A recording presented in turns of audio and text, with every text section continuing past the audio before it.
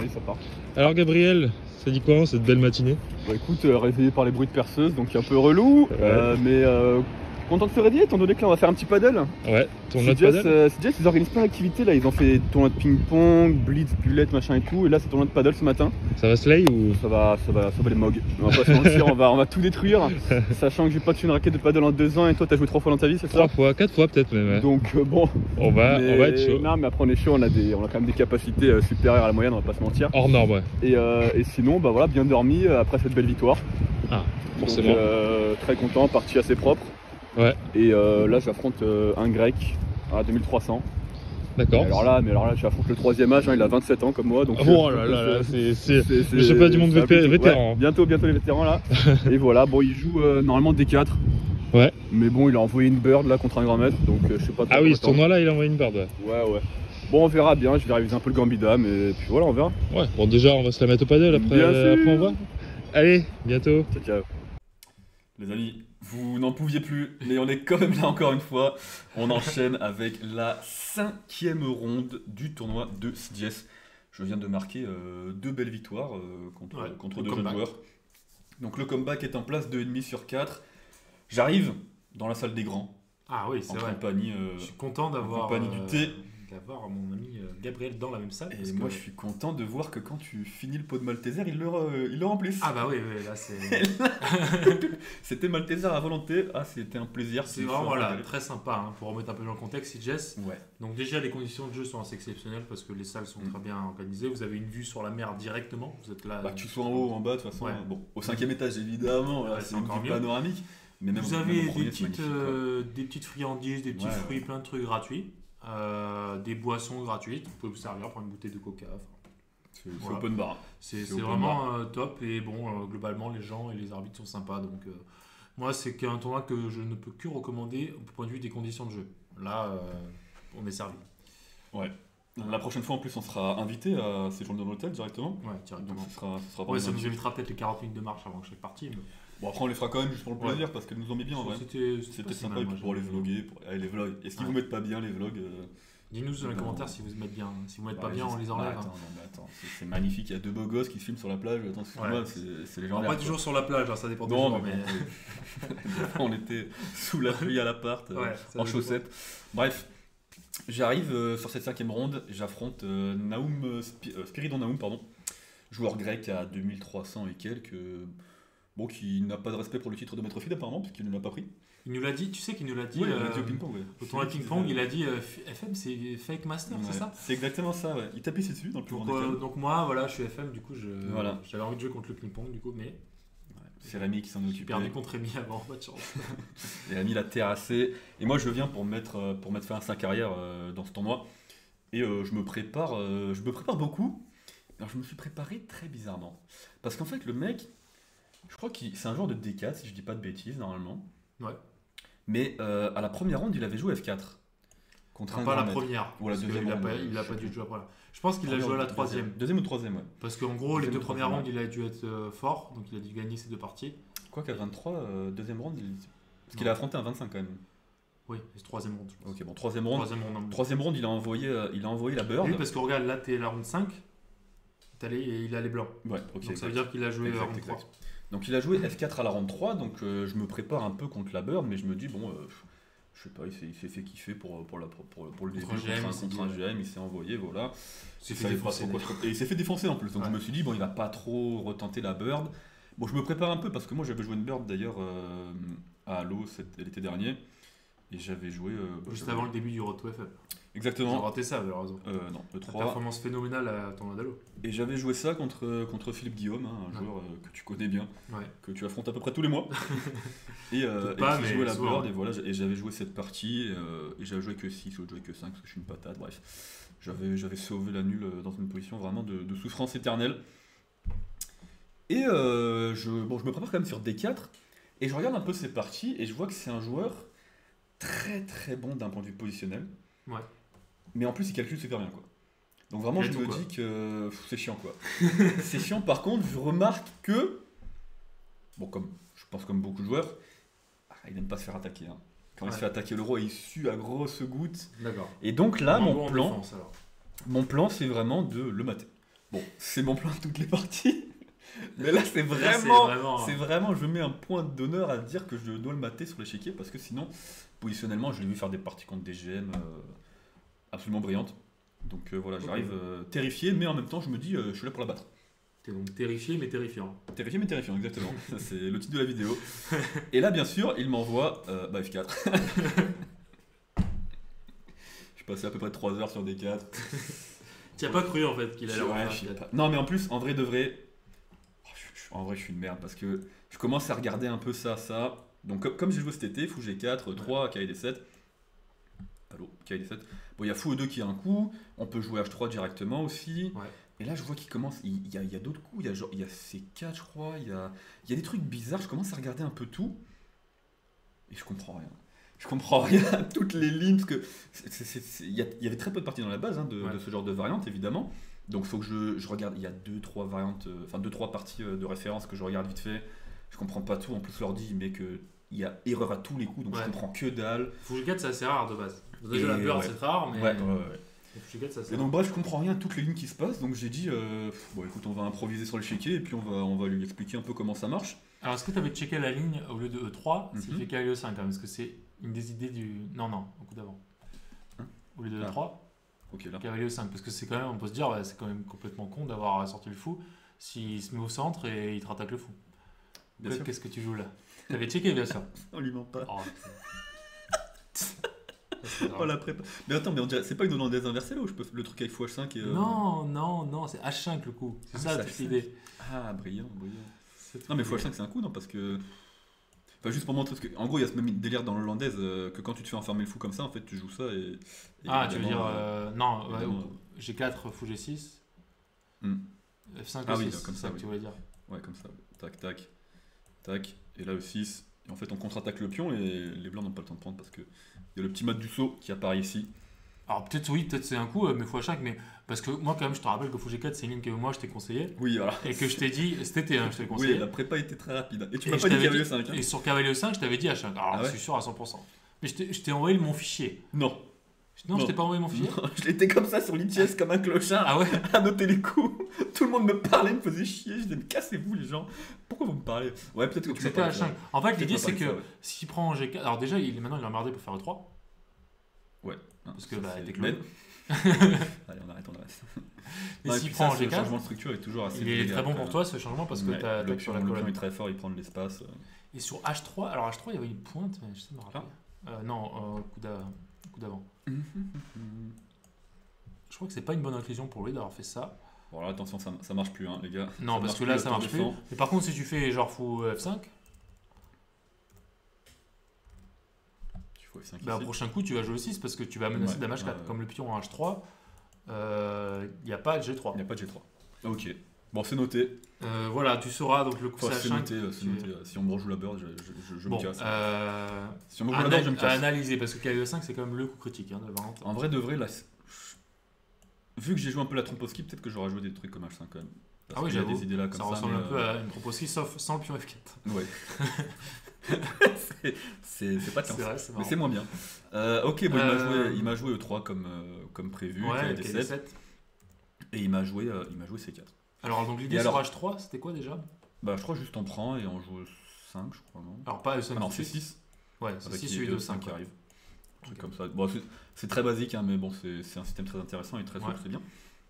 Et alors ce C4, je l'avais entrevu brièvement dans mes recherches. Ouais. Mais un coup après, je crois, après fou E2. Je crois qu'il y avait un truc du genre fou E2, C6. Et là, C4, j'avais regardé des parties, il y avait une ligne, il y avait un sacrifice de pion qu'avait joué, je crois, Michael Adams ou un truc comme ça. C'était de la merde en boîte et tout, et j'ai rien compris à la game. Et, voilà. Et là, ça commençait à me saouler, tu vois. Parce que même avec les coups de l'ordi, je comprenais rien. Je regardais les 12 premiers coups et je comprenais rien, il n'y avait rien qui avait de sens. Ouais. Vraiment, non, mais c'est des structures très bizarres. Pas très bizarre, hein. Surtout que t'as pas l'habitude de jouer contre des hollandaises, toi. Non, mais surtout, voilà, c'est ça que j'allais dire. En plus, contre l'hollandaise, c'est pas un truc que j'aurais joué forcément dans ce délire-là, quoi. Donc, de base, ça fait peut-être 10-15 ans que t'as pas joué D4 avec les blancs. Ouais, on joue un peu D4 vite fait, mais. Ouais, bof, hein. Pas souvent, quoi. Non, bien sûr. Puis même à l'époque où je jouais D4, la hollandaise. De toute façon, quand j'étais jeune et que je jouais D4, je jouais des trucs immondes. Pour garder les positions fermées, n'en parlons pas. c'est beaucoup mieux de donner toutes ses pions et ses pièces, comme on va le voir dans cette partie.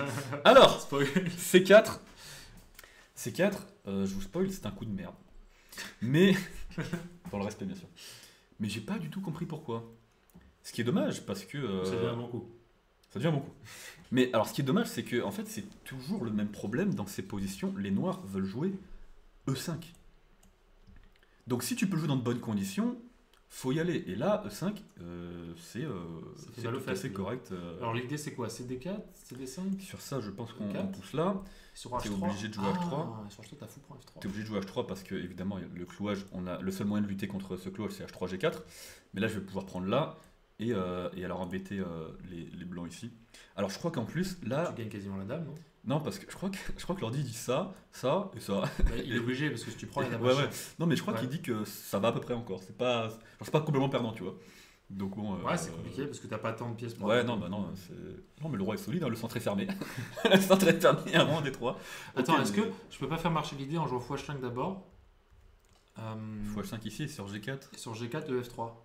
Je crois que c'était la meilleure ligne d'ailleurs. Prise. Ah, il a peut-être dame pro F3. Ah oui, c'était ça, oui. Parce que là sur GH, là c'est mat.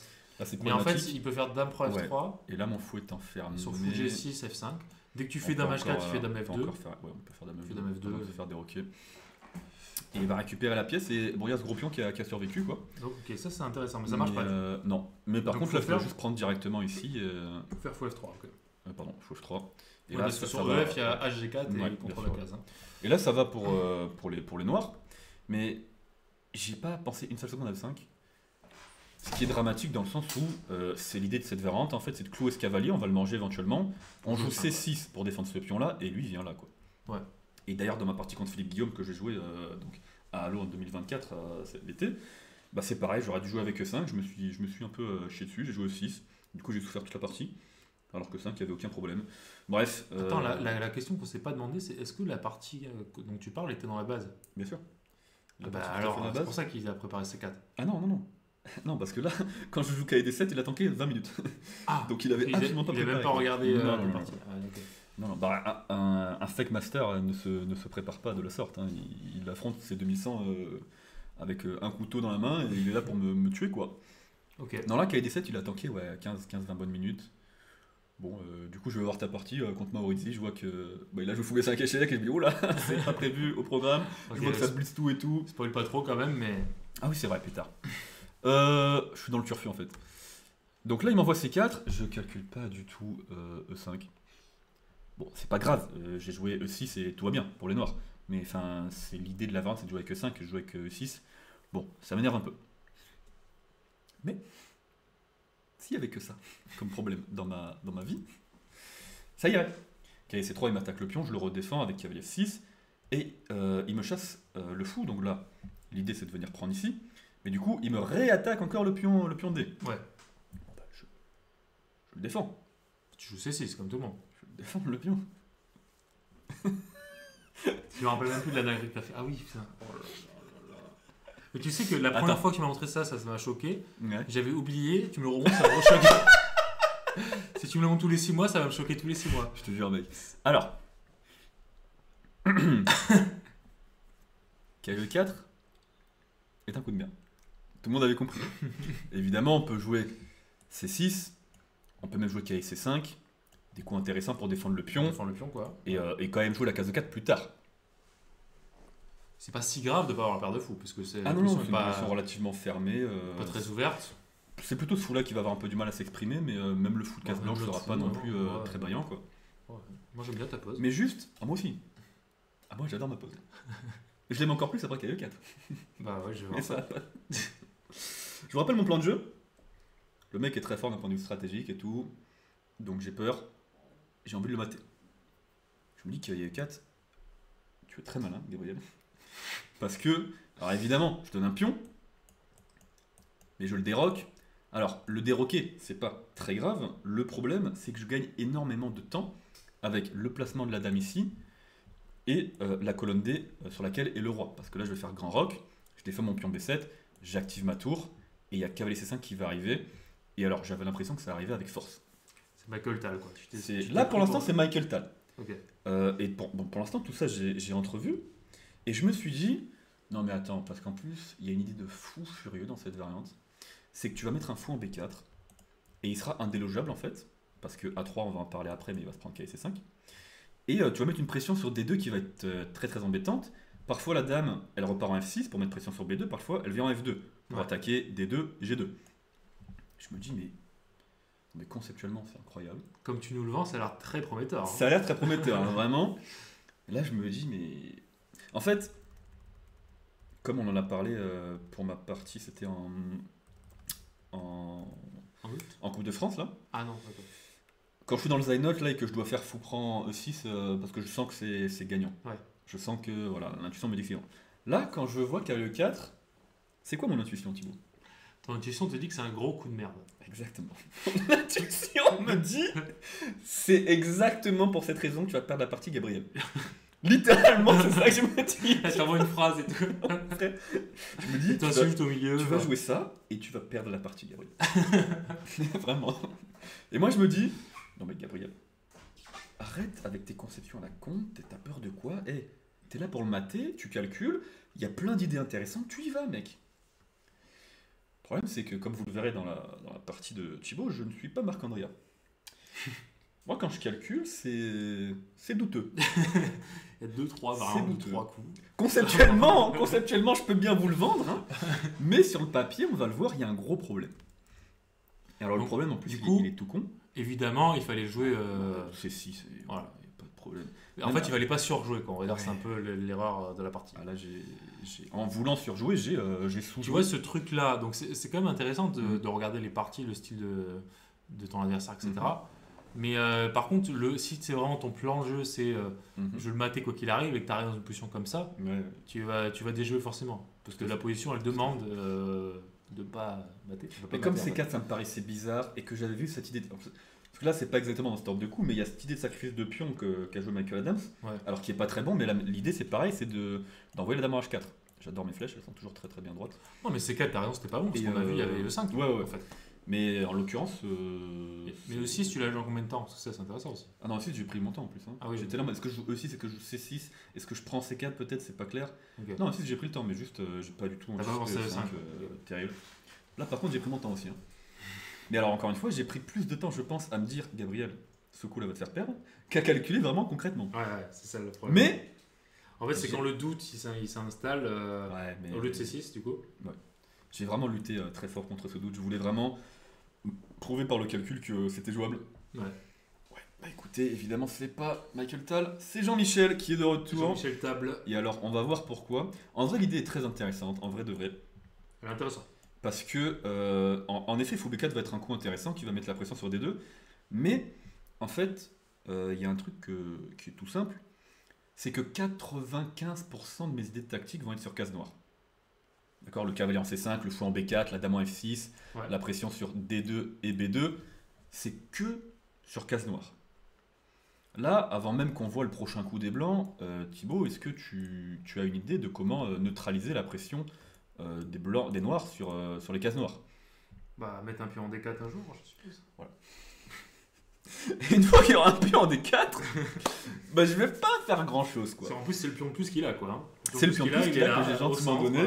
Il le met en D4 et c'est terminus. Alors il l'a pas joué tout de suite. Alors je crois que c'est peut-être pas tout. Là peut-être D4 là peut-être j'ai du E5 là. Oui il faut peut-être qu'il en mette son roi en C2. Donc évidemment il va faire roi C2. Et alors, il faut D d'abord. Bon c'est pas très important. Je mets mon fou en B4. Moi je me suis cru brillant là. Là je me suis dit oh là là. Mais c'est brillant. Regarde sur A3 il y a KC5 le fameux. Et comment tu m'empêches d'aller là? Tu n'y arrives pas trop. Dame C2. Alors, Dame C2, c'était quoi la folie furieuse que j'avais anticipée? Parce que là, je prends. Est-ce que là, je. Attends, ah oui, je crois que c'est ça. Ah, c'est pas tour prendre les deux là? C'est pas tour prendre les deux. C'est pas Dame F2? Il y avait du Dame F2 qui traînait aussi, peut-être, ouais. Parce qu'il a du mal à bouger juste. Là, en fait, je me laisse Dame prendre 3. Et tu menaceras de reprendre les deux quand il y aura la Dame en 3. Tout à fait, ouais.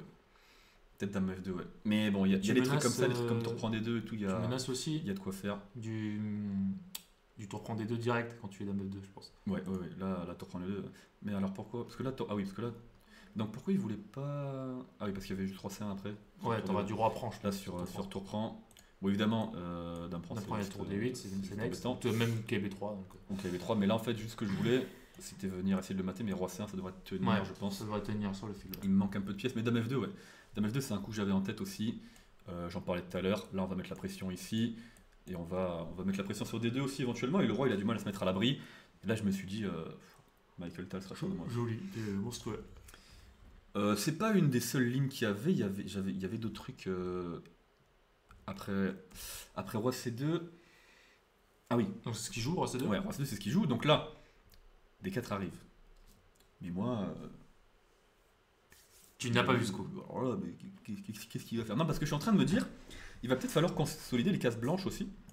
Parce que quand je vais jouer Dame F6 et que le cavalier arrive en C5, Dame G6 sera un très gros problème aussi pour les blancs. Ok. Donc je me suis dit peut-être que le pion il doit aller en D3. Et je passe énormément de temps à calculer ce D3 et à chercher des ressources tactiques. Et alors d'ailleurs, qu'est-ce que j'avais vu sur D3 précisément? Parce qu'il y avait des petites lignes de Marlou. Bon, déjà, il va falloir joker C5 à un moment donné quand même, parce que sinon on va transpirer. Dame F3 Dame F3, parce que là, on aimerait changer les dames, mais voilà, Dame G6, ça va mettre une trop grosse pression ici. G2 en plus.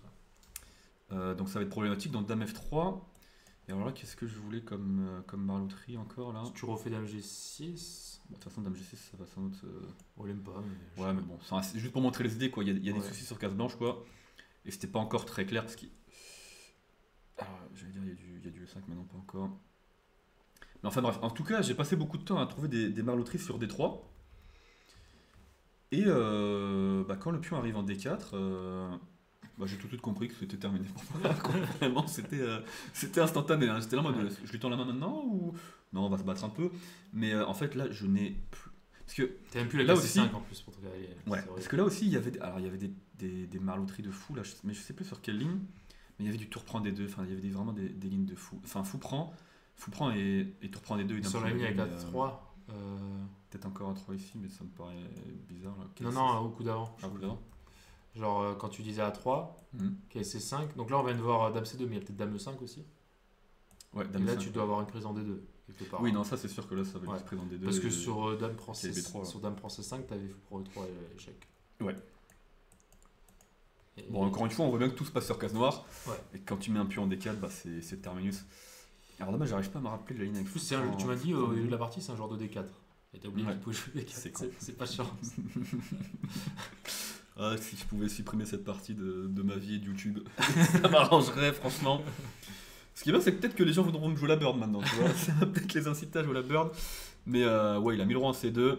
Là, je commence à calculer. Je me dis vraiment, mais attends, mais il y a du. Parce que là, avec KC5, j'arrive avec l'idée de prise. Tour prend, roi prend et dame prend. Et en fait, il perd la tour en force. Ça arrive fort. Je me suis dit, c'est brillant, mais regardez les flèches que j'ai faites, elles sont toutes sur case noire. Et voilà. Il n'y a plus de case noire pour monsieur. Il n'y a que les yeux pour pleurer.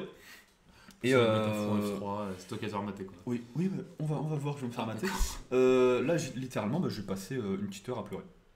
Là, je passe une petite heure à pleurer. Bon, je comprends que c'est perdu et que j'ai même pas besoin de... Voilà. On va quand même envoyer quelques coups, on va jouer C6. Bon, c'est trop tard. Il fallait jouer au 5e coup. Le coup C6, mais là, en fait, mon fou, il commence un peu à suer. Donc, on va essayer de le ramener par là, quoi. Ouais. Parce que sinon, il va être trop passif. Il met une tour en F1. Bon, il est temps de jouer positionnel. On va mettre un pion H4 et fixer une faiblesse en G2. Ouais. C'est très bien joué, Gabriel. Bravo à toi. Vraiment, tu es le Karpov que tu penses être. Que dire de toute façon. Non, bah là, il n'y a plus rien à dire.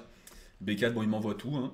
Ouais, là, il m'envoie tout. Bon, je commence un peu à ramener la dame pour me dire peut-être que je vais consolider, arriver à jouer H4. Et peut-être que quoi, il met une tour en B1, il va me jouer B5. Bon là je joue F5 parce que j'ai plus vraiment le choix, je me dis qu'il faut que je fasse un truc dynamique parce qu'en plus de me faire mater ici, à tout moment il va faire ça et ça. Et donc j'ai dit bon, allez on va fixer la case de 4 quand même, histoire de pas non plus me faire visser sur tous les coins. Sur tous les fronts. Mais il en a rien à cirer, hein. Il va me jouer... C5 c'est très précis en plus pour jouer... Parce que là évidemment sur B5 peut-être que j'ai C5. Ouais. Bon ça a l'air dégueulasse, hein, mais voilà. Si, c'est ta meilleure chance. Bien sûr, mais C5...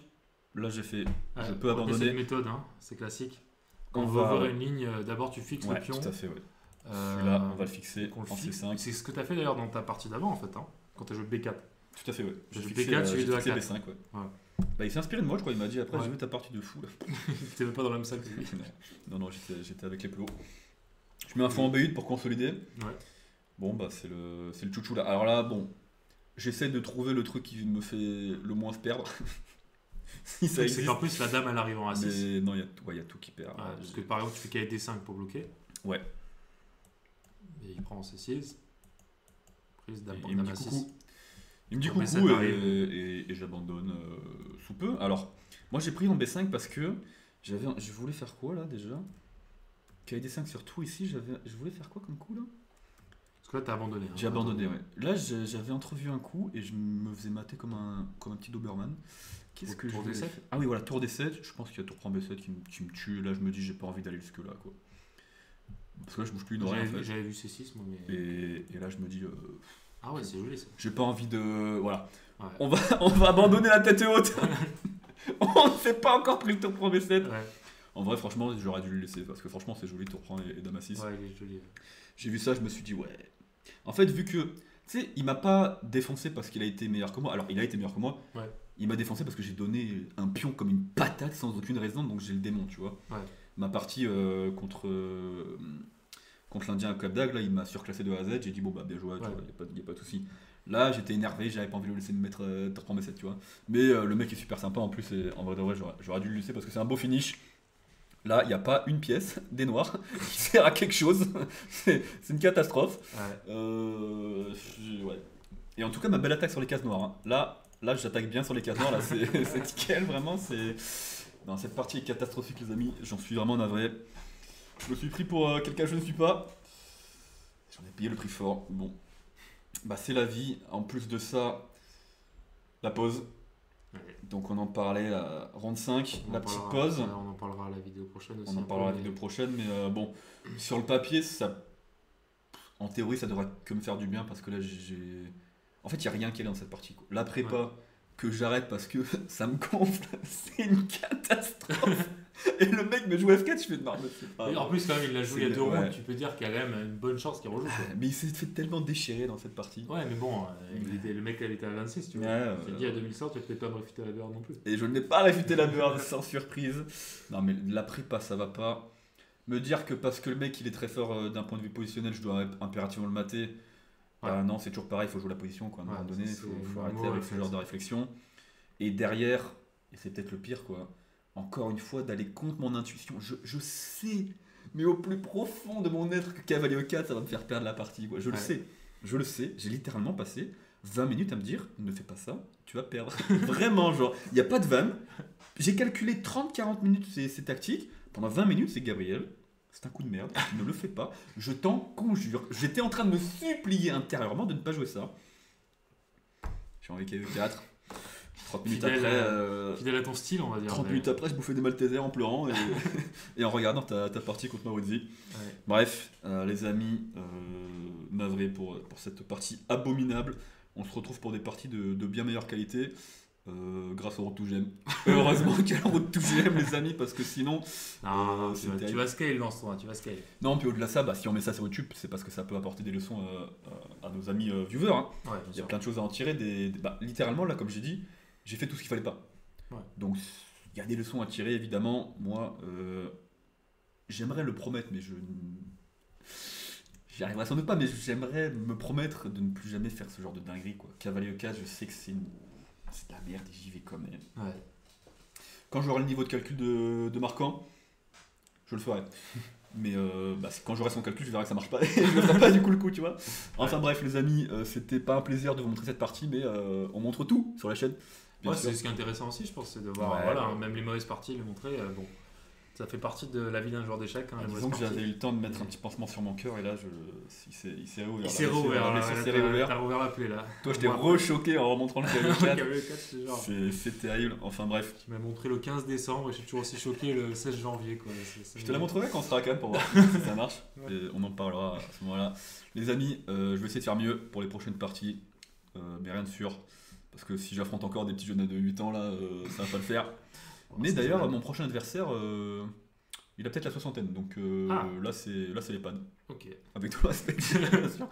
C'est une blague, c'est de l'humour. Juste voilà, disons, t'as vraiment monté. Je scale dans l'âge de mes adversaires, mais pas en niveau. Non, en niveau, je descends. C'est un gros piqué. Les amis. C'est parti. très bientôt pour de nouvelles aventures folles. Ciao. Ciao, Solfou du Sud.